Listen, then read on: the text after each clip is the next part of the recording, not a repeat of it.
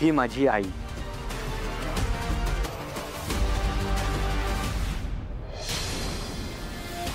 देवकी,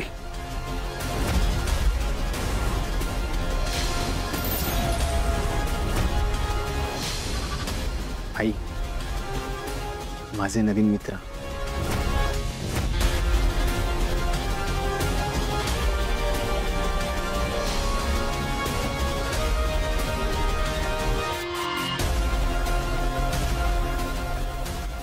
म्हणजे केदार माझा मुलगा आहे?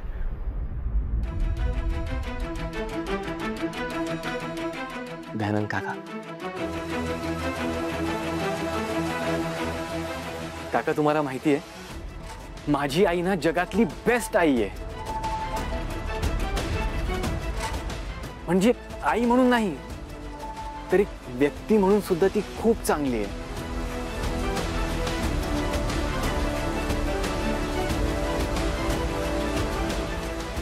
तुझे वडील कुठे? नाव काढू नका त्या माणसाचं।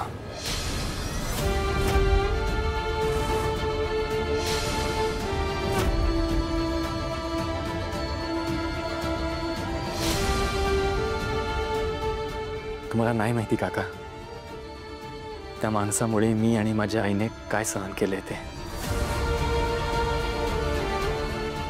मी आईच्या पोटात असतानाच ते मला आणि माझ्या आईला सोडून गेले। माझ्या आईने एकटीने लहानाचं मोठं केलंय मला। त्या माणसाच्या आठवणीतनं माझी आई रात्र रात्र रडायची।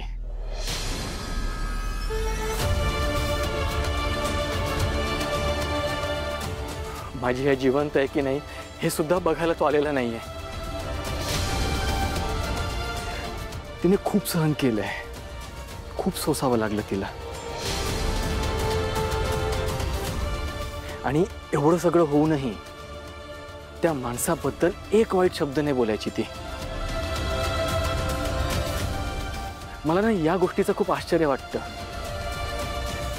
मी लहान असताना तिला बऱ्याचदा विचारायचो की आई, बाबांचं नाव काय आहे, ते कसे दिसतात, ते कुठे राहतात, पण तिने मला त्यांच्याबद्दल काहीच नाही सांगितलं।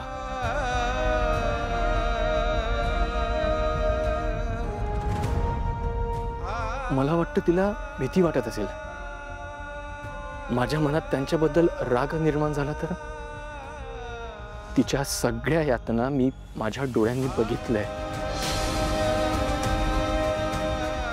ती अगदी तिच्या शेवटच्या दिवसात सुद्धा त्याची वाट बघत होती,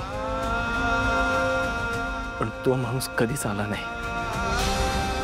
त्यांची वाट बघत बघत तिने जीव सोडला। नंतर एक पोरगी आली, एकदम धीट, आणि ती व्यक्ती म्हणजे अहिल्या वेसकर।